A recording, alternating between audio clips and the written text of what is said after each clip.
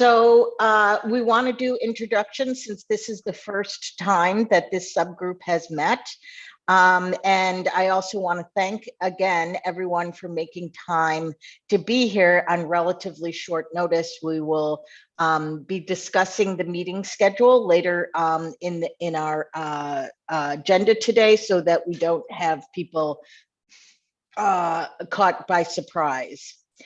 So I'm going to ask Representative McCarthy-Vahey to say a few words before we start with introductions.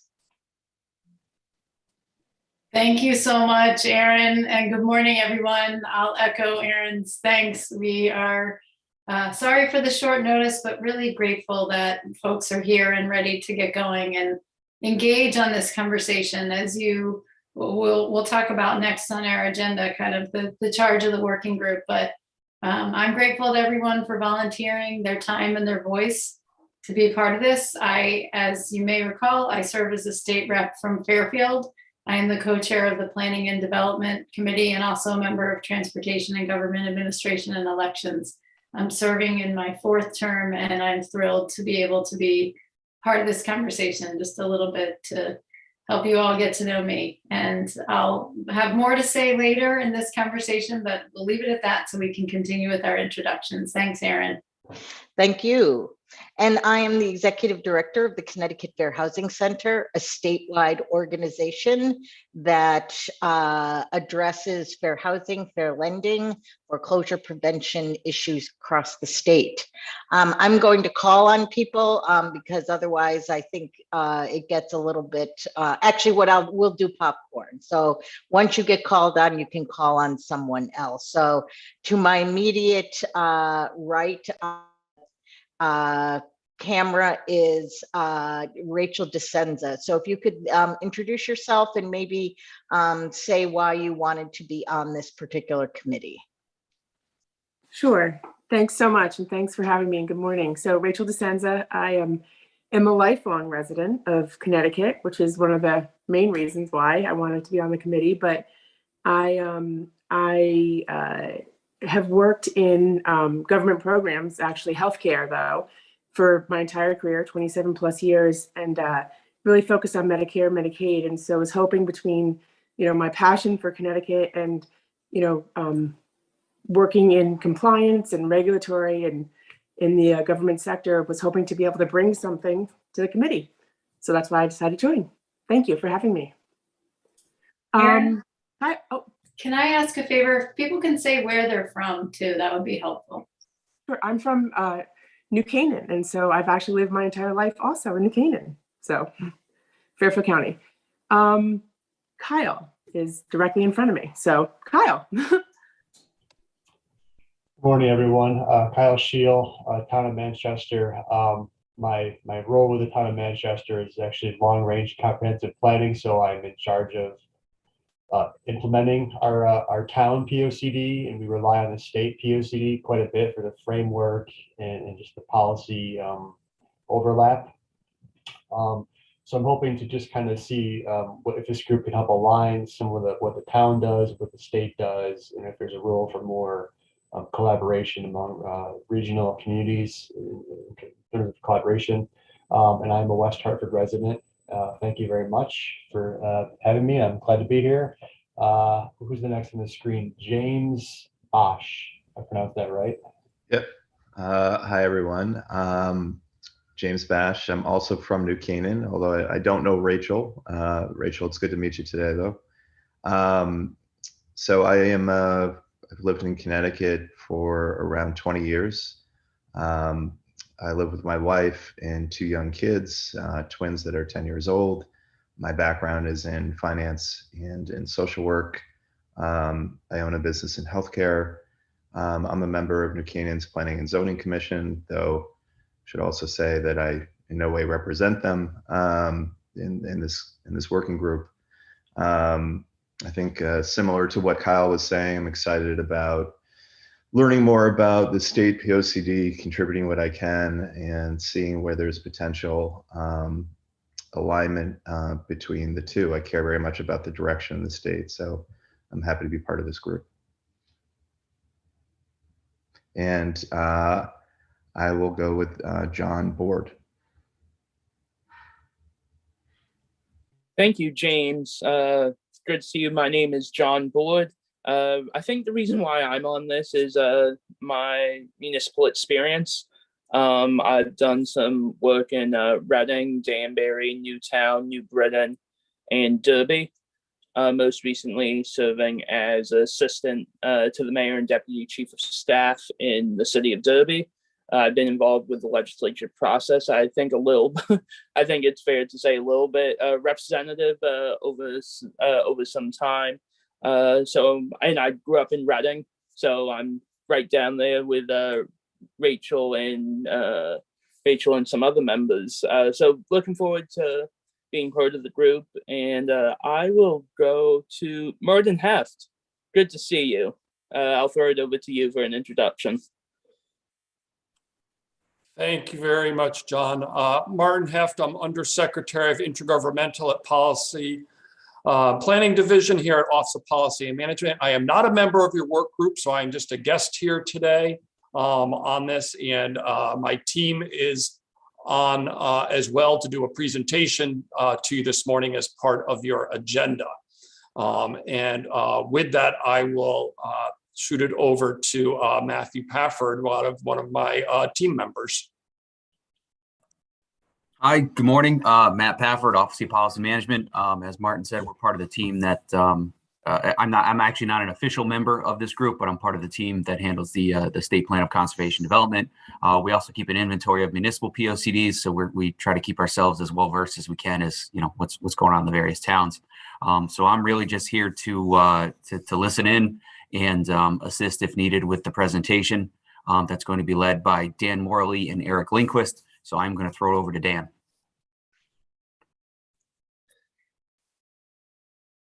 Hello, Danny and Eric here. So we're going to be giving the presentation today. We're responsible for the development of the State Plan of Conservation and Development and overseeing its implementation for the executive branch agencies, amongst other things. So we're here to represent Intergovernmental Policy Division of OPM, as Martin indicated. And did you want to add anything, Eric? You covered it. So I think Representative McCarthy-Vahey asked for our hometowns. I'm from Griswold. I'm from different areas, presently in West Hartford.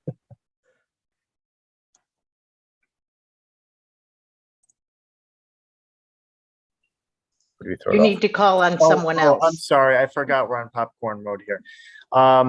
Who didn't go? Bruce, switch in, last of our team.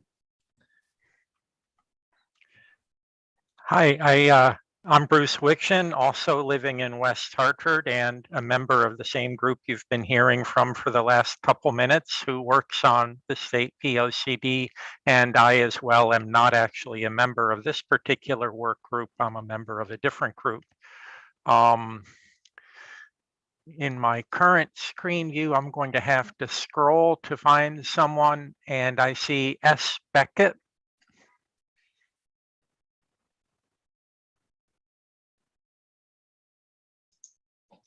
Hi, I'm Chip Beckett. I was a former chairman of Glastonbury Town Council, former chairman of the Capital Region Council of Governments.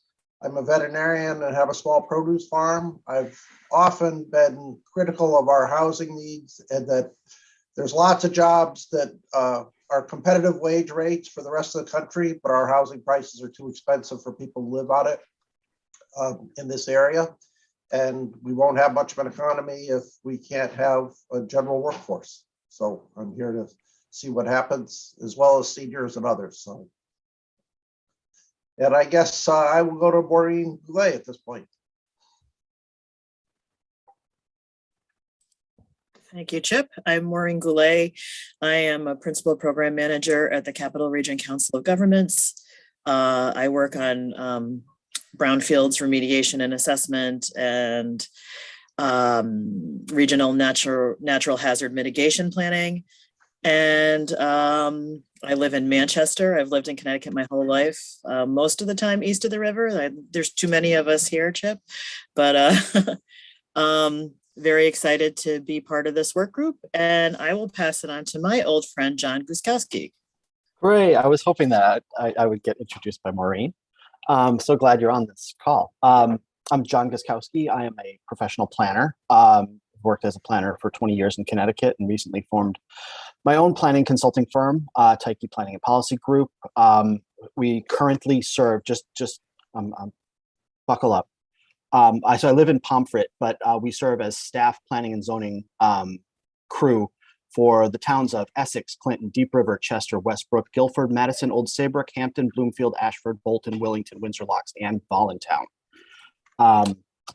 So we have a variety of experiences in Connecticut municipalities. I also happen to serve as the government relations co-chair for the Connecticut chapter of the American Planning Association, in which role we have been a thorn in the side of OPM, I think, unfortunately testifying at POCD hearings. I think I hold the distinction of being both the only civilian to testify on the POCD back in 2003, and the only one to testify before the continuing committee a couple of weeks ago. So we have kept our eye on this state planning process for a very long time, and I'm excited to be part of this process. And so I will pay it the colleague introduction forward and ask SN to say hello. Thanks, John. My name is Savannah Nicole Villalba. I go by SN, as John said. I am a Connecticut native, so I grew up in Oakville and Waterbury. I'm a UConn alum, and as we are all probably very familiar, there are no planning schools in the state of Connecticut. So as someone who graduated from UConn in 2018, I knew that planning was the career path that I wanted to pursue.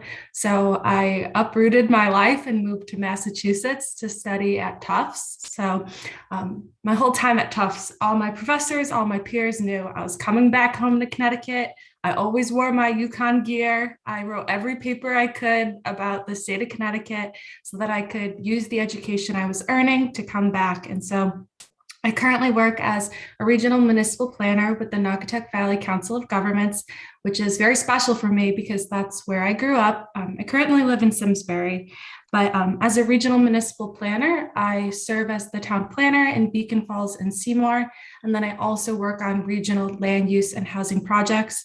We recently just finished our regional housing profile, which was very, very exciting, but I'm excited and honored to be here as a young planning professional, as someone who wants to do what most of you have done and devoting your life to doing this work in this state. So I'm very honored to be in the room with you all and look forward to learning from and working with you.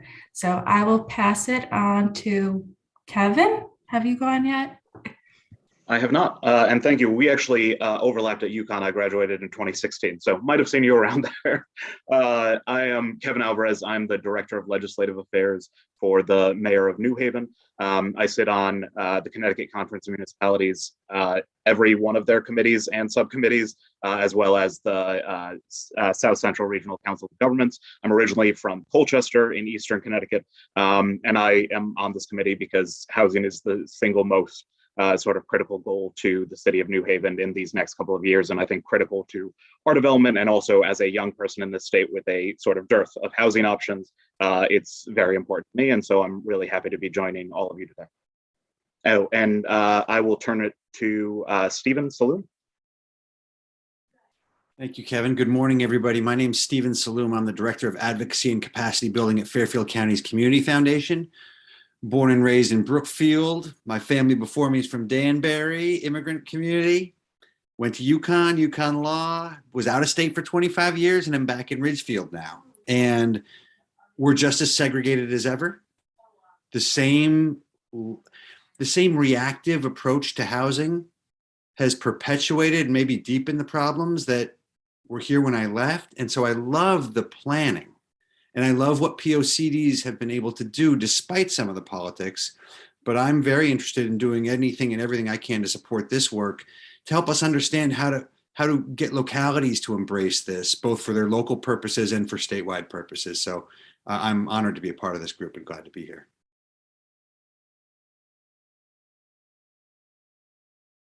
Now I got to popcorn it to Erica Byrne.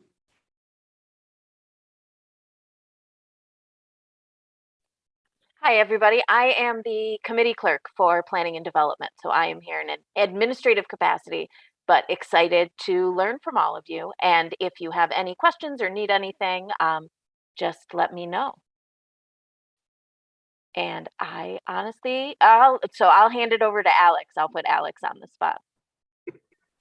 All right, so hi everybody. My name is Alex Pedicini. I'm one of the sessional attorneys that's working at the Majority Leader's office.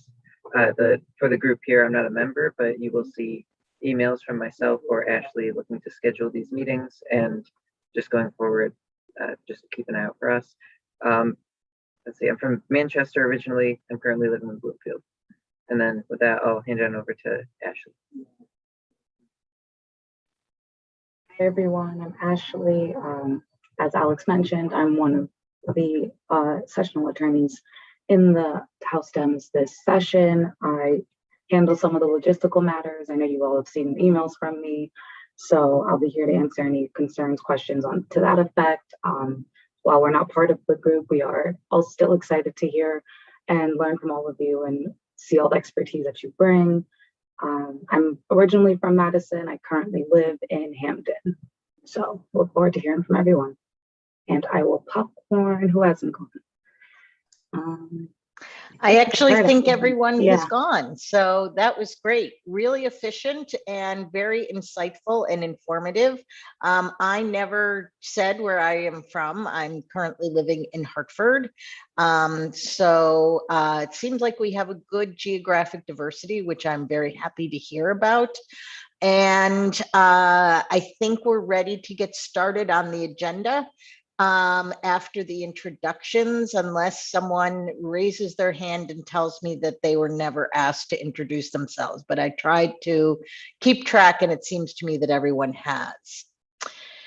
So the first thing we want to do after introductions is to review the charge of the working group.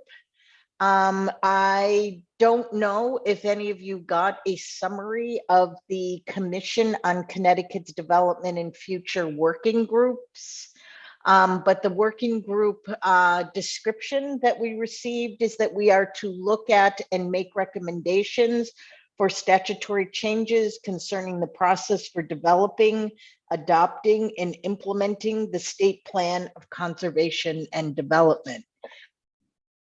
In order to be able to do that, one of the things that we are doing today is having a presentation from the Office of Policy and Management so that we're all speaking the same language. In other words, that we all understand what the State Plan of Conservation and Development is, what it currently requires as part of that process, what it may not require. There's statutory mandates that have to be followed, and that's why we've asked OPM here today to make a presentation on the current process and the current way that the plan is developed. They will be taking questions at the end. There is a specific time for thoughts on moving forward, ideas that you may want to ask them about. So we will have some time for discussion after that presentation. For those of you who have not seen the agenda after that, we will be talking about future meetings and then any other business that we may not have thought of. So that's the agenda for today. Next up is OPM. I want to thank them for being here and ask if I see Representative McCarthy-Vahey, you have your hand up. Go ahead. Thank you, Erin, and thanks for letting me jump in. If I may, just provide a little bit more context, because I did have a conversation earlier today with someone. All of you applied to be a part of this process. And as part of this process, there is the Commission on Connecticut's Development and Future, which is made up of appointed members. Those were legislatively appointed folks. So Erin and I are two of those appointed members to that, the main body, if you will. Within the body, we have 5 working groups, and we are one of the working groups that Erin and I co-chair. Just to be clear, Aaron and I didn't pick all of you to be on this group. Those decisions were made above our pay grade, so to speak. So just so you know that too, from a process standpoint, I think they looked to get that out. You can find the description of each of those working groups within Public Act 2129, but we can also get the summary documents to you. The main commission working group has had 2 meetings, which were really mostly organizational in nature and kind of getting started. And I think just so that you all know, just a couple of the other working groups have gotten started. So we're in similar places to those other groups. And I just wanted to give that context and turn it back to you. Thanks, Erin. Thank you.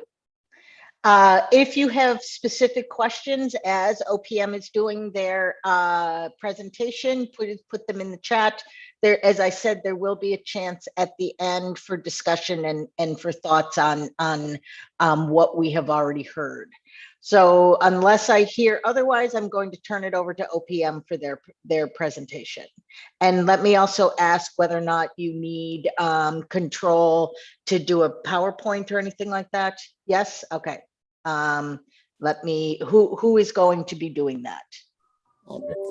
Provide that to Dan Morley. Okay, let me just. It's actually going to be listed as Eric Lindquist. Oh, right. Sorry, guys.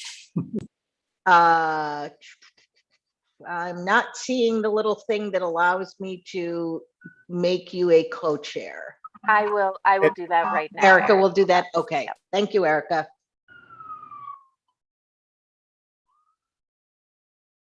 Apologies for the sirens outside our windows right now.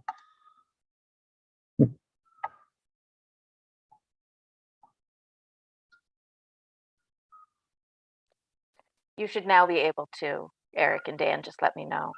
Okay, great. I'm going to give it a shot.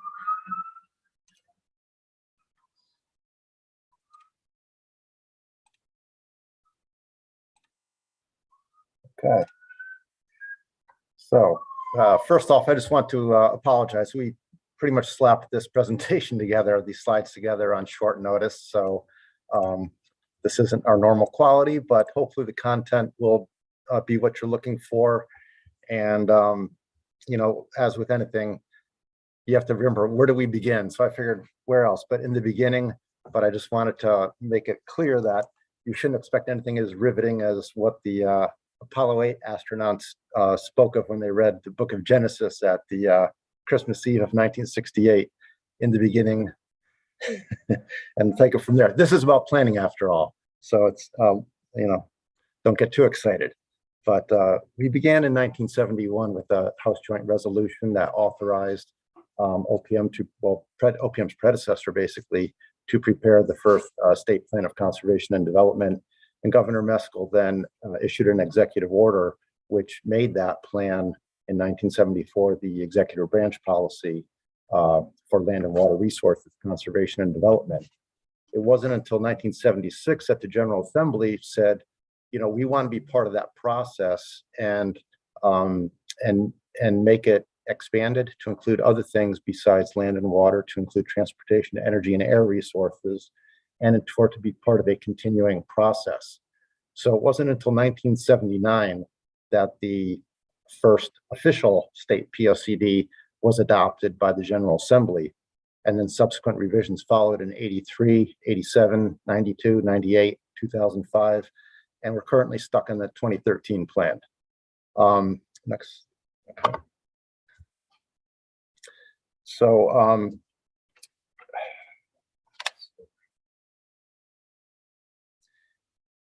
yeah, so getting back to the 1979 plan, I just want to really make it clear. I know John mentioned about testifying maybe to OPM's ire. It really isn't to our, we're just simply the ones who developed the plan.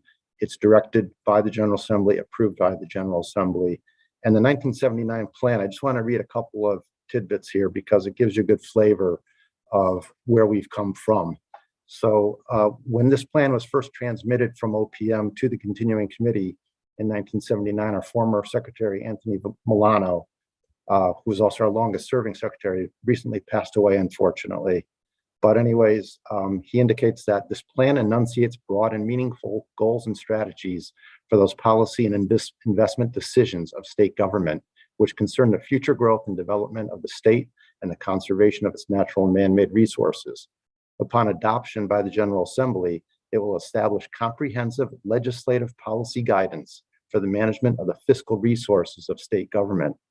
The identified policies, priorities, and guidelines will be applied to so that state actions are directed toward achievement of long-range goals. And furthermore, when the continuing committee submitted its recommendation to the full General Assembly for its consideration of adoption, I just wanted to quote here, it was noted that this represents a pioneering effort by Connecticut to prepare a general policies plan in which the content of the goals, policies, and action strategies reflect the considered judgment of the elected representatives closest to the people, that is, state legislators. So please keep in mind that this is not OPM's plan. This is the legislature's plan. And with that, this slide here indicates the statutes that govern the state POCD. I'm going to cover the state, the regional, and municipal POCDs, which all have their own separate parts and statute. They're independently developed. There is some cross oversight, if you will, but they are independent in nature. So first off, the state POCD, we're developing this on a 5-year revision process, as is currently stated in statute. And the process is overseen by the Continuing Legislative Committee on State Planning Development. And they're established in section 4-60D. And they're essentially charged with establishing goals and long-term goals and I believe policies for the state or for OPM to consider when they develop plans. So then the statutes governing the C&D plan then put the Continuing Legislative Committee on at the pinnacle of this as the legislative committee that shepherds the plan through the General Assembly process. So after it's adopted by the General Assembly, the implementation of the plan is by executive branch agencies. And this is once again where OPM is involved in overseeing that process. The statute specifically requires agencies to request through OPM advisory statements on the consistency of their actions. And then agencies, when implementing the plan, agencies must be consistent with the plan whenever they undertake or authorize grants for the acquisition or development of real property or improvement of real property and the acquisition of public transportation facilities and equipment. So that's kind of, that's the nature of when agencies have to be consistent with state C&D plan. There are other policies in that plan that can be used for other operational purposes and so forth of state government, but by and large, it's looked at through the capital projects lens. Also for state agency plans. And we'll get back to that issue a little bit later. There's others on this working group that can probably speak better to the regional POCD and municipal POCD processes. But again, I just wanted to indicate that, from a regional standpoint, that is adopted by the individual councils of governments, which entail the members, their elected officials from each member municipality. OPM's role in that regional plan is just to make sure that it's not inconsistent, I believe is a legislative terminology with the state POCD, but that it should be a good vision of the summation of the local plans, but looked at through a lens of the regional strategies and vision for that planning region. And then finally, the municipal plans, which are really the most important element of planning, in my opinion, is also a 10-year plan revision process. And, again, local plans are great and they are mandated by statute, but really where the control lies is within local zoning regulations. So that's important to keep in mind. And there is one of the reasons why I said municipal plans are viewed as, the most important element There's even a statutory requirement that if they're not updated regularly, that those towns are deemed ineligible for discretionary state funding, in which case they either have to get moving on adopting that plan as soon as possible, or if they're applying for any discretionary grants through a state agency, they have to obtain a waiver from the OPM secretary to ensure that they're making a good faith process or good faith progress. So this diagram just kind of shows you how OPM deals with the state plan revision process. Really, the focal point here is the Continuing Legislative Committee on State Planning and Development, who provides sort of the guidance to OPM. OPM then goes out and does its due diligence and outreach to municipalities, councils of governments, and state agencies. And again, state agencies are really our primary customer here, if you will, because they're the ones that are required to implement the plan. They're the ones that it's mandatory that they be consistent with the plan. As I mentioned about the regional municipal plans, the state plan is effectively advisory to them. And then finally, the continuing committee, once they have the draft plan from OPM, does shepherd it through the legislative approval process. So I mentioned before about coordinating state agency planning. There are primary customers, but we also have to be cognizant of the fact that there are statutes that require those agencies to prepare various plans as well. I've sometimes referred to this as death by planning. We do tackle a lot of issues to a high degree of detail. And as you all know, with the state government the way it is now, and with staff changes over and so forth, a lot of this planning is difficult to continue revising and keeping it as current as possible on a regular basis. So I just wanted to point that out, that there's a lot of planning going on that's either required by state or federal law. This is just a sampling. This is really just maybe a quarter of the number of plans that are out there. And that's probably an understatement even. But so it just goes to show you that the sort of the content that is covered by the state C&D plan, which is at a broader scale, certainly envelops most of what other agency plans already entail. So that being the case, that presents a lot of challenges to us. And just for a little background, in the last iteration of the plan, there was really a desire to boil down a lot of the detail that was in the state C&D plan, POCD, sorry for mixing up the terms, with the existing agency plans that are already required by state or federal law. That then created some anxiety amongst others out there in the planning community to say, well, you've kind of stripped the state plan of some of its its context for these policies.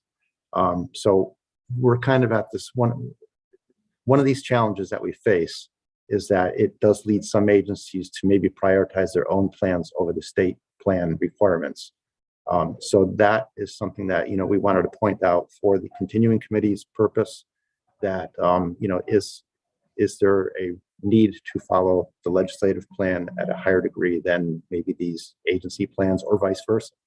I think we can live with either outcome, but there needs to be some clarity there. Also, in 2013, there were new statutes regarding priority funding areas. And that's a whole new chapter, actually, that sort of intersects with the POCD chapter.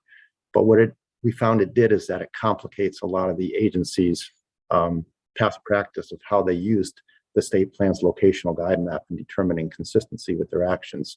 Priority funding area statutes no longer they could no longer be used for that purpose, which was to elicit sort of locational priorities using geographic data. Other challenges involve the fact that agencies do not typically seek advisory statements as is required under state law. because frankly speaking, a lot of the state agency actions that they undertake are routine in nature. So they know that this is what we have always done, and we know what the relative impacts are. So they do not seek advisory statements from OPM, which in a way is a good thing because otherwise we'd be inundated. We do recognize, however, that there are projects that probably should be on the record for having advisory statements. And OPM has proposed legislation in previous years, which has not passed, which effectively proposed to tie the public process, the public scoping process of the Connecticut Environmental Policy Act, which shows up in the Environmental Monitor on the Council for Environmental Quality's website.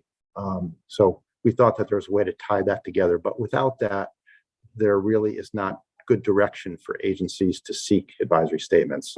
And finally, the role of the continuing committee has really evolved since the priority funding area statutes went into effect, because prior to that, the committee was involved on a fairly regular basis in addressing interim changes, which were brought up by either private landowners or municipalities or other state agencies to change something in the map. That's one of the continuing committee's responsibilities, is to address changes within the 5-year period that the plan is in existence. They have the authority to add on to the plan or modify it as they deem fit. So without those opportunities for engagement in such interim changes, I think, again, between the staff of OPM and the staff of the continuing committee, there just hasn't been that type of ongoing relationship to actually talk about sort of the issues of the day and how the plan can be improved to address them, maybe even without the need for legislation. They could be done administratively. So I just throw that out there. I'm going to turn it over to Eric now to kind of segue from those challenges. And All right. Thanks, Dan. So maps. It's 2022, and maps, I think it'd be hard to argue that maps haven't become a indisposable piece of our daily lives. I mean, they're so integral to everything government does, but also our personal lives. We're using maps day in and day out to carry out our various daily functions without even recognizing it sometimes. And impressively, right back to the beginning of all this, the first plan, the developers of that plan recognized the power of maps back then, and mapping has technology and tools and data have only improved over time. And if normally we'd have a whole series of maps from prior C&D plans hung up behind us on the wall, but they were taken down for an office remodel project. But I digress. I just want to talk to you now about the locational guide map, or what it's called in the current C&D plan, and how it's used. There's basically a formal component and an informal component to the way it's currently used. And the formal component is that most state-sponsored projects, not all, but most, and that's kind of what is included in that is in statute a little bit convolutedly defined, but they're required to be located within a priority funding area, or PFA, as mapped on the locational guide map or delineated on the map, unless they're found to be consistent with the municipal POCD, in which case they can go through an exception process. The informal way that the map is applied is that it's an advisory tool. It's a planning tool that agencies can consult as a resource in the development of their own agency plans, or when they're developing grant criteria, or when they're trying to select locations or alternatives for a proposed project. So those are the two ways that the current locational guide map is intended to be used. And here are some examples of the types of data that would be typically used for planning efforts, locational planning. A lot of these data sets are actively employed in the locational guide map in one way or another. And this is not all encompassing. This is just sort of to get a flavor for the types of data that exist today, modern times, that we have at our disposal. It's all of varying quality. but it's there, and how we use it in our planning efforts is up to us. And here are some data sets that we're expecting to be coming in the future. Some are brand new that are already have been released in the last couple of years, such as high resolution land cover, courtesy of NOAA, and that was based on our 2016 orthoimagery collection. We also have towns undertaking impervious surface mapping for their MS4 permitting. We're working on developing statewide zoning maps, and then we're working on statewide parcel and taxation maps as well. And some of you know we have a new broadband office that's working on broadband mapping. So a lot of data that's currently and continuing to be in development that we want to be looking ahead on and seeing how we can best use in future planning efforts going forward. I'm not missing anything here. Okay. So just some perspectives on planning. When you're talking about land use planning, how we're going to utilize what is arguably our most important natural resource, you got to look at different perspectives. And it also, to me, at least in my mind, it starts from the ground up. You take a property owner, for example, maybe an owner of a single family home that they want to make the best of their property over the course of their ownership. And so they come up with, they might not hire a person to plan out everything about their property, but in their head at least they have an idea of what they would like to see and do and the limitations that they're dealing with, right? So they have their goals, their priorities, and then also their limitations, whether it be financial or physical in nature. And it's the same way when you're going up the ladder to planning more broad scale into community-wide planning, and then regional planning, and then all the way up to the state. And one of the key things that we need to remember, and what we've tried to do here at OPM, is look back at all those perspectives and include all those perspectives when we're talking about these different levels of planning.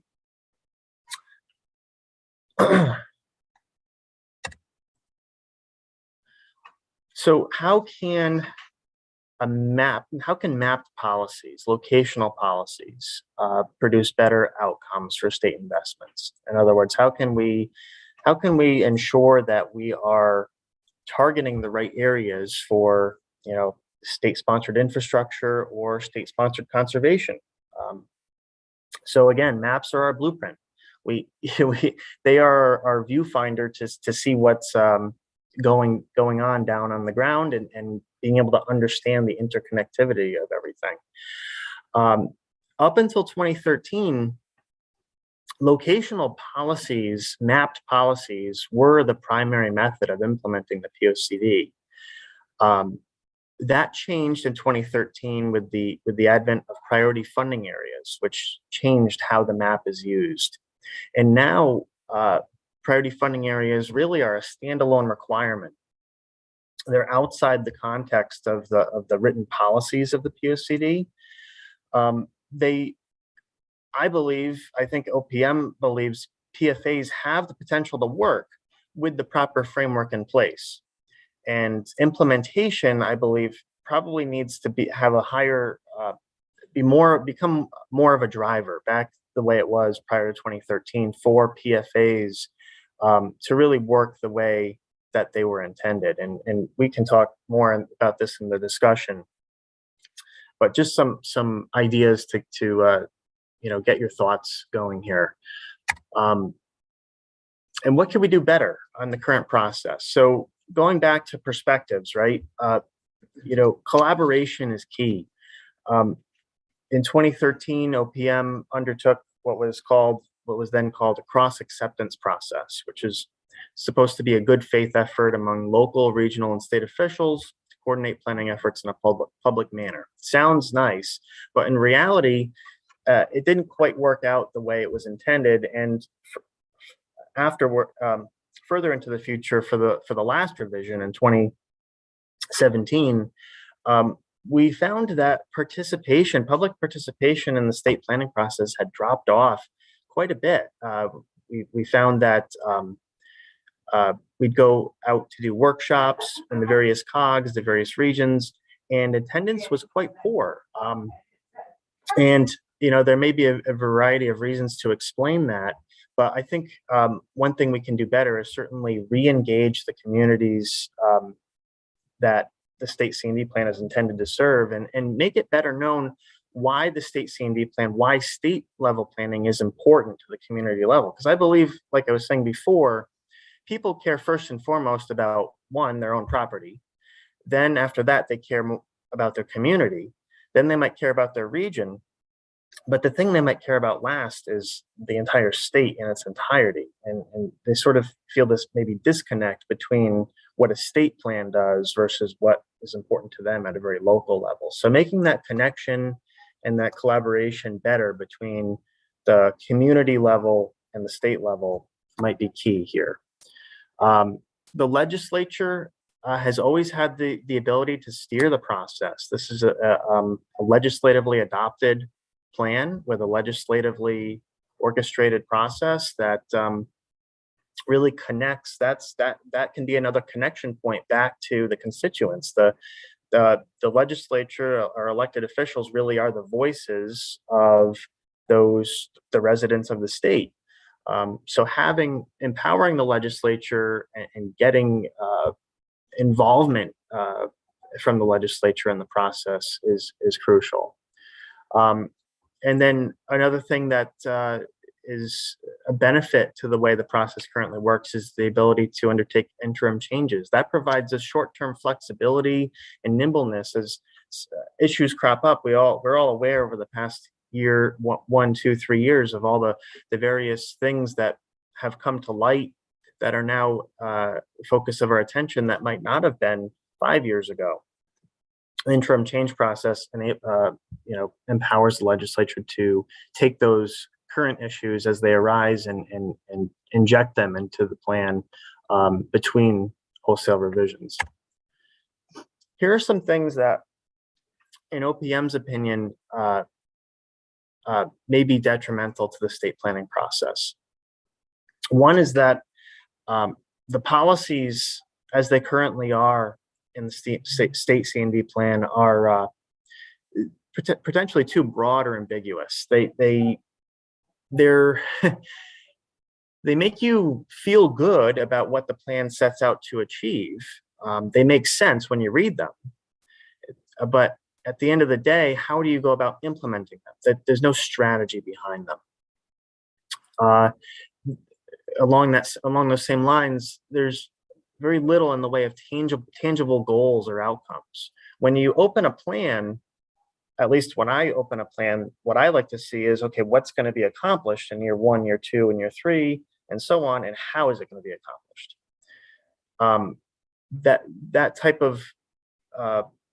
That type of thing is not part of the state C&D plan. It's really about overarching policies. And as a result of that, it really limits our ability to track progress. Without tangible goals or objectives, you can't track your progress toward meeting them. The budgetary planning process, there seems to be a disconnect between how the budget is prepared and how the state C&D plan is prepared and implemented. I think we should do better. We potentially want to look at ways how we can better connect the budget, capital budget planning with land use planning. And then further down the list, watered down policies. And this is the result of over the years, as things become hot button issues, a champion legislator or legislators might feel strongly that an issue should be covered in the C&D plan, the POCD, and talked about in the POCD. And so OPM is tasked with including those things in subsequent revisions. But it's had the adverse effect of sort of watering down the policies, because we all know that things come up into the spotlight and then just as quickly they kind of fade off, and then the next big thing comes up. And so we're stuck with a lot of potentially dated and obsolete policies going back to when years past when legislators wanted certain things included in the plan. A big one, going back to the map and the PFAs, one issue that we've recognized is agencies relying upon the map, perhaps solely, we're not sure, but heavily relying upon the map as their determination of consistency with POCD policies. In other words, they're really looking at, they have their proposed project that may be consistent with their state agency plan if they have one. But then when they go to check consistency with the state C&D plan under law, they're really looking to check the box on the map and ensure that they're just meeting the requirements of the PFAs rather than arguing how the policies of the POCD are satisfied.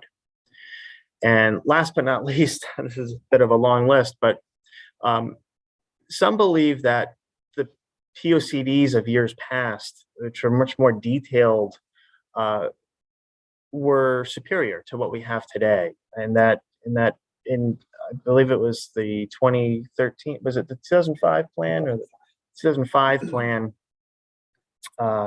That was the first plan to sort of go from a very specific, thicker document with a lot of detail to something that was a lot more broad. And That's 2013, sorry. oh, okay. So starting with the 2013 plan, that was a big change. And Dan was around back then, and that's why he has a lot more history than I do. I've only been with OPM for coming up on 8 years, so not an insignificant amount of time, but Dan can explain more about how he's seen the plan evolve and some of the benefits to that, but also some of the cons. And so what can we do better? Did I just go backwards? I think I did. Yeah, sorry. Okay, so that was my last slide. So, this was, as Dan said, this was really prepared under short notice. It was prepared to really spark casual discussion, to get our thoughts out to you as professional planners in the state, to explain what we've seen and what that means, and then get ideas from this group on how we can improve and perhaps change things moving forward. So I think that opens it up to discussion at this point. Thank you. That was a lot of information. And I know that for people who are not professional planners, who have not been part of this process, probably a little overwhelming in terms of all of the different pieces that go into the state POCD. And so I think that it's time to really open it up. One of the things that I wanted to say, and then I want to get a little bit of reaction from Representative McCarthy-Vahey, is the amount of the breadth of the POCD. I think for those of us who may have had a specific focus in our careers, either health or housing or, some other wetlands or environmental issues, we tend to see the POCD through that lens. And I think what you've done today is really give the breadth of that. And I think that's important for us all to keep in mind. And if you want to raise your hand, I'm, as I said, going to give Representative McCarthy-Vahey a chance to start the discussion. We have until 11:30 today. I think we'll have the discussion for about 20 minutes till 11:20. And then there's just a couple of other topics on the agenda about future meetings. So go ahead, Representative McCarthy-Vahey. Thanks, Erin, for acknowledging. So there are those of you who have been planners for most of your lifetime, some of you who this is brand new, and then all people along the way in between. So I think, we may need to kind of go back, and I would just ask as a committee, just to let us know. I took some notes today just in terms of things that I'm realizing this may be logistics, but this also is one of the issues that we have with the continuing committee. So there's the Planning and Development Committee of the legislature, which is a standing committee. Then there's a separate statutorily created committee, which is the continuing legislative committee that's responsible for, as you saw, moving forward the plan. And as is the case with this commission on Connecticut's development and future and their working groups, we don't have the same kind of staffing structure that the legislature or the executive branch has. So there's just the logistics of that, which is kind of a two-pronged. I'm talking about the POCD process as well as our own committee process. But there's also just what I sometimes will call code speak. You know, Eric and Dan, you all have been doing this for quite some time. I think, you know, we might want to get into, not today, but just kind of taking a step back. What is our current plan? What's in it? To just have a general sense of that. But I want to also say thank you to OPM because this, yes, as has been said multiple times, this was short notice. We wanted to get a jump start the conversation. And you can see just from today, there's a lot to this. And so I'll be quiet now because I know others have questions. Chip. And then Kyle. Yeah, so one thing that comes to my mind is how coercive do you want the plan of conservation development to be? Glastonbury has part of the Mishomishook State Forest in it. I've been through 2 local plan of conservation developments. The zoning rules say that it's out there and it's a low density development for privately owned places. But I don't recall any place ever saying that we want to expand the Mishomishook State Forest to all the parcels abutting it or something. And I think if you really want something that means something, then it ought to say that we want our state forest to expand by 15% by contiguous parcels over the next 5 years. We have a number of orchards and farms. Nobody ever says that the Department of Agriculture should prioritize this land for transfer and development rights to any willing seller and have the money behind them. So I think part of it is you've got to marry some of the other policies to your plan, or else it's just an aspirational goal that's entirely ignored because it doesn't mean anything. If I'm a farmer and I want to sell land, development rights, and it's 5 years and a 20% chance of it, why bother? And I think, but yet people say they want to preserve farmland. The same would be true for affordable housing and on, industrial policy. So I don't think there's anything about what our real goals are, except that, you know, mother and apple pie. Thanks. Yeah, that was actually my thought exactly, Chip, is like how coercive or how much of a stick versus carrot should the POCD take? I'm thinking of a couple examples where municipalities can resist for years install state initiatives like in transportation. So for example, if you have a fast track location that would benefit from a transit rated development, but you have a handful of planning and zoning commission members who just obstinately refuse it for like a decade, that can set back state goals in transportation. I'm thinking of the UConn Health Center, for example. You have thousands of employees there, especially the medical students. They want to walk to their classes and not take automobiles, and that would benefit to the state's climate change goals. But the surrounding community, I would say, probably doesn't have ideal land use practices surrounding that state use facility. So that'd be one thing like I would want to clarify going forward, is like when the municipality and the state have conflicting goals and priorities, how do you resolve that? And then the other thing I would say is, if a town doesn't have a POCD, you quote unquote don't qualify for discretionary state funding. So a question going forward is like, how much of a stick should that be increased by? I'm sure there's budget experts on here that know exactly what budget lever to pull that would actually make a municipality perhaps do different decisions. So that would just be a question I want to throw out there for going forward, is how much of a sticks versus carrot approach? And if you want to increase the stick or carrot, what budget lever would we specifically pull? So thank you. That's my question, my comment. That actually goes right along with what I was going to say. I think you had mentioned how, and Kyle spoke to this, how if a municipality acts outside of their plan of conservation and development or the state's, that they become ineligible for discretionary funding. Has that actually taken place? Like, have there been municipalities that have become ineligible for funding? Because I can think of quite a few examples of towns doing everything they can to resist multifamily housing, things like that. But even though there are levers in place to prevent that from happening with the Fair Housing Act, with things like that, for New Haven, we had a waste facility expanding that the state had very clear ability to stop because we're an environmental justice community, and then claimed, despite the statute clearly stating that they had an ability to deny the application, that they did not.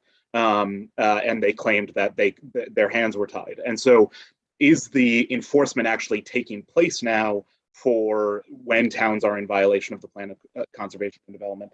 And the other sort of less related part of that is, so often in the name of conservation, things like development of housing, particularly around transportation areas and things like that, so often they are denied in the name of conservation, when in actuality, the sort of really broad expansion of single family housing is a much less good way of sort of conserving land. So I'm curious there of what the history there is and what has taken place so far. And then the last thing was just, why in 2013 did these plans become so much less sort of specific and detailed, and what has the impact of that been? So just curious about that. So Kevin, I think and everybody who just spoke has raised similar questions. I'm going to ask OPM to respond to those, and I wrote them down, so if OPM has gotten lost. But first, I want to let Stephen speak and see if that adds to the other issues we want to hear from OPM about. Thank you, Aaron. I think I might just a bit, and I concur with those questions. Thank you, by the way, OPM. It's really helpful to get that big history. And I guess two things. One thing that comes to my mind as someone who's worked in policy reform for 30 years is it almost seems like we've got a lot of great things on paper, but we can't make anything happen. And if we're not delivering through implementation realities on the ground, one has to wonder, why are we investing in this? Because that is obviously the point of the policy, is to determine what governments do and do not do. If at the end of the day, it's not like too big to fail, but too big to function. And query if it's become too diffused and substantively, procedurally, legally, jurisdictionally to do so. And that's not to criticize, it's just to flag this for the committee and ultimately to ask the committee, is there a way for us to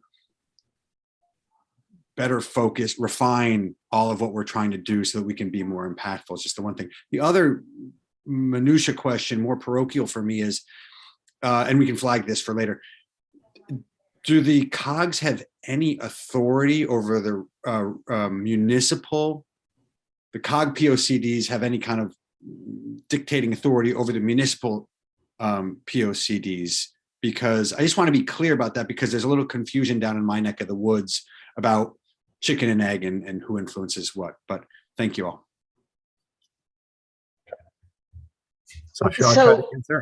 So yeah, and whoever from OPM wants to chime in is great. And if you sort of lose track of what has been asked, just let me know. And after OPM speaks, I see John and then SN have their hands up. So let OPM respond, and then we'll go to those two.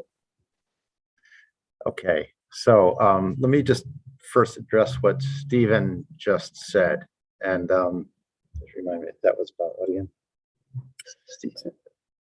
Just about the COGs. Yeah, thanks. So the municipal plans are developed and implemented, are approved by the local planning commission. They don't have to answer to anybody else. And again, I would ask John Guskowski or somebody else to chime in if you think I'm going off the rail here. But the regional plan is a regional vision. The COG does have the ability to comment and provide advisory statement on when the local plan is being developed. And but as far as what is ultimately agreed to, that is at the planning commission's discretion. So getting back to now, Stephen, did you have another issue there besides that interrelation? Not other than in the entirety of the whole, effort, but that's, okay. Thank you. So then getting back to the broader issue of, what happened in 2013, my read of this is that in the mid 2000s, about 2004, 2005 time period, the continuing committee started to get embroiled in a lot of controversial interim change requests, particularly from proposed developments for 55 and over, which were off sort of outside of the infrastructure areas and municipalities that required extensions. And there was a bit of a brouhaha at that time with the commissioner of DEP, whose policy stated that any extension that will tie into a state-funded wastewater investment is considered part of the same system. Therefore, state consistency applies. And the committee, I think, got a little tired of having to deal with multiple interim change requests and felt that they were being put in the position of being a de facto zoning board of appeals. The priority funding area statutes were actually passed in 2005. They didn't become effective until 2018 because it was effective upon the next state C&D plan. And so that wasn't until 8 years later. So we knew they were coming.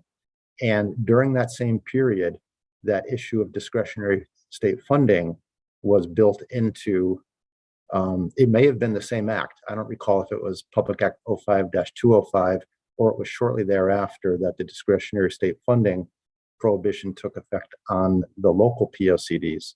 But that kind of signaled that, again, I'm paraphrasing what I think the thought process was at the continuing committee, is that if we don't like to be put in this position of a local zoning board of appeals, let's make it more incumbent upon the municipalities to have robust, up-to-date POCDs that should drive these decisions on whether or not that extension of sewers is appropriate for that municipality in that location. Why should that be a state bureaucrat looking at a map and saying it's not the right color, and therefore put the continuing committee in the position of being the arbiter? So hence in 2013, when priority funding area statutes came into effect, it basically took away the use of the old map, which I'll refer to, because the old map said you can do these things or those things, but not this in these colored areas. It basically put policies to the locational classifications. That's what agencies used, whether that was right or wrong. There's nothing perfect in planning ever, and that was certainly one of the downsides, that it didn't allow for, it wasn't a black and white issue always. And so what Eric said before is that the PFA statutes aren't necessarily bad in and of themselves. It's how it works together, because they are separate from the POCD statutes. The main thing is, in the PFA statutes, it says if an area to be funded by state investment is outside of a priority funding area, that agency sponsoring that project has to go to the local POCD and determine, is what we're dealing with here consistent with the local POCD. We're talking about staff at multiple agencies here, staff that comes and goes, and the training that would be required for staff to be able to do this for every grant program or major capital program that state agency administers is hard to do. That's why we have said, if we're not being asked for advisory statements at OPM, who else, how do we get agencies trained up to be able to implement the plan? As it's very complicated in current statutes. So one, either we put the effort in to making it work in all of its complexities as it currently stands, or two, we try to simplify things. And as I said before, I refer to death by planning. I'd rather have 5 good plans versus 20 plans that don't get used. So let's, I would like to see us focus on what can we how can we make the most use of all of our time and efforts to, speak with one voice? Because as I read from the 1979 plan, it was pretty amazing to read about the amount of effort from all a variety of parties that went into producing that first plan, and the expectations that they had, which I'm sure have been largely unrealized. But I think, as Eric mentioned, it's been over time that I think that things get old, things get stale, and I'd love to embrace among the planning community a way to reinvigorate things at the state level, unless it's determined that maybe we're better off with a local regional type process instead of a state process. But then again, this is where the legislature came in 1979 and spoke to the importance of having a state level plan and having it be sort of the fulcrum of how we plan for our human services and capital investments.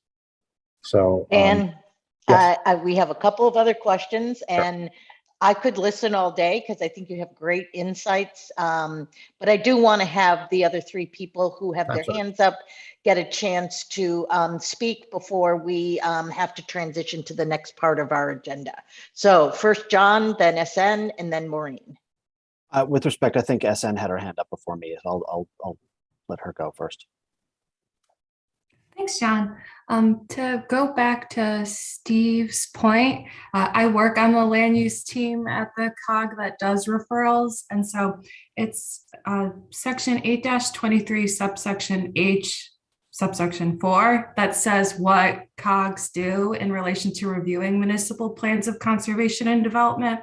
We also only have an advisory opinion, and what we're supposed to be commenting on is clearly defined in that subsection. So I just wanted to put that there because that's one of the hats I wear in that role.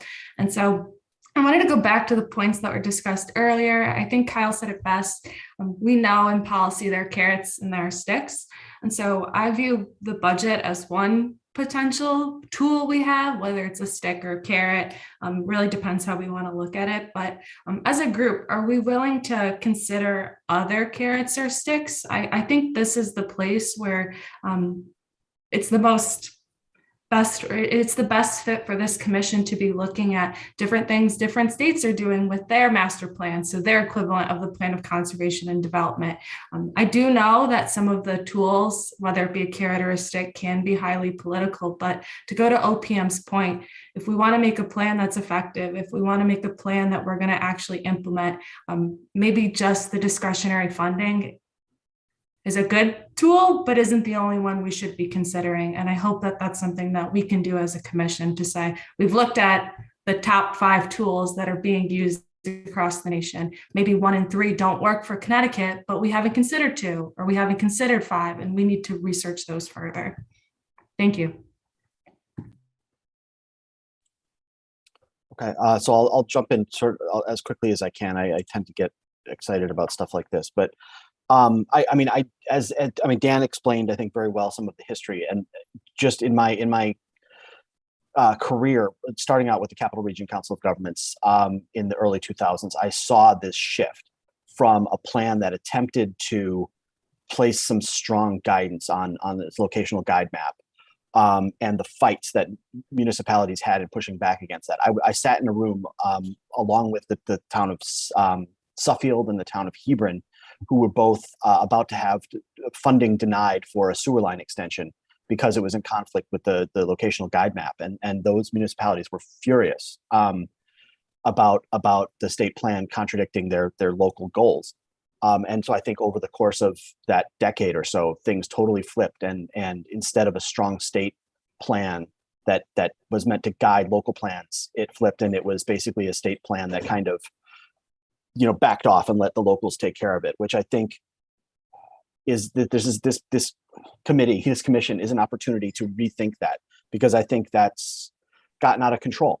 And it's governance by thousands of actors in hundreds of municipalities, and the state needs to reassert a vision and reassert strong guidance from the top about where the state is going. Because if you ask anyone, what's the state's goal? Where's the state headed?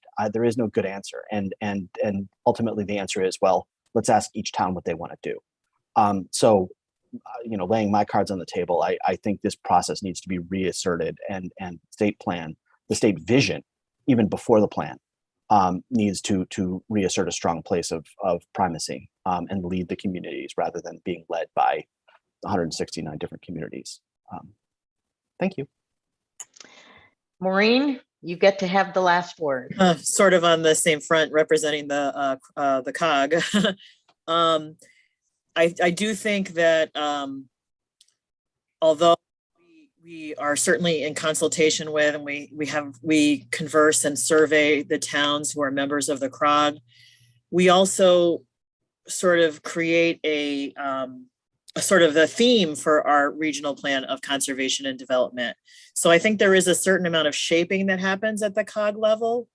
But I to John's point, it's a lot of every town for themselves in terms of how they're putting things together. So just wanted to throw that out there.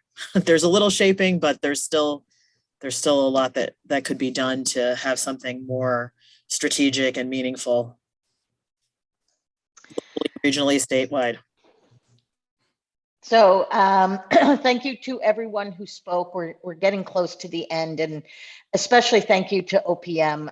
As everyone has said who spoke, I think the history is important because it's going to inform how we move forward. And I think I heard a couple of themes, and I just want to summarize that before we sort of get to some nuts and bolts of next steps. One of the themes I think is the theme that we are seeing throughout the state, which is regional control, local control, state control, and what's the best way forward. We heard from two people who really talked about state leading and other groups, other regional and municipalities following. I know there is a strong contingent of people who believe municipalities should lead and the state and region should follow if there is any regional thought at all. And I know that there are reasons on both sides of that. And so I think we will continue to grapple with that as a committee. The other issue goes along with that. And the question then becomes, what is the role of the planning? One of the things that SN said is, is there right now there are sticks that go along with it, or maybe carrots, it's hard to know, which is you can get discretionary funding if you have a POCD. You can't get discretionary funding if you don't have a municipal POCD. Are there other ways to get people, municipalities, regions, et cetera, to work on that and to be a part of that? And finally, I think the other issues that we're going to continue to grapple with is the status of where things are right now, which is we have what sounds like somewhat of a weak state plan that is maybe mostly advisory, but maybe that's not exactly in conformance with the statute. And how will we be able to do that going forward? Those are just my summary of it. We will obviously have time for discussion at every meeting that we have. So if I got something wrong or I didn't exactly explain how summarize what everybody was saying, please, it wasn't deliberate. It may just be that I didn't take good notes. Representative McCarthy-Vahey, do you want to say anything? We're next moving on to the meeting schedule and the topics for future meetings. So those are the last two things on our agenda. Erin, do you want me to move into that piece or just commenting? Please comment, and then we can move to the last two topics. Just really to say thanks to folks, and I know there's clearly, again, I keep saying this, there is a lot here, and also just to name the elephant in the room of this has been a really charged topic. I was on a discussion earlier, we don't always all agree on what the goals are. And that's really part of what this conversation is about, and I think John what John Guskowski said really hit home for me. You know, what is our vision and what's our plan? And I also want to respect Eric Lindquist. I think you are a member of this group. Is that right? Are you going to stay with us as a member? That's right. I'm your designated member from OPM. The others joined today to be support for this presentation. Okay, that was one of the things I just wanted to confirm. But I do appreciate, you know, time is a precious resource, and all resources, land, time, money, expertise are limited, and we need to be able to focus and be most effective. And as I always say, hopefully rowing in the same direction. Erin, thanks for leading today too. Happy to be here. I just want to confirm that our next meeting is scheduled for, we will be meeting going forward on the second Thursday of the month. So for the month of April, that will be the 14th of April. Erica will be sending out the notice. It'll be from 4 until 5:30 along with the Zoom link, at least for the next couple of months. And I don't even know what a couple is. We will be meeting by Zoom. We have not yet made a decision about whether or not we will be meeting in person, but we will all be together again on April 14th, when hopefully the snow will be gone and the weather will be better, and we'll be able to see some of the flowers coming up. And then finally, yes, go ahead.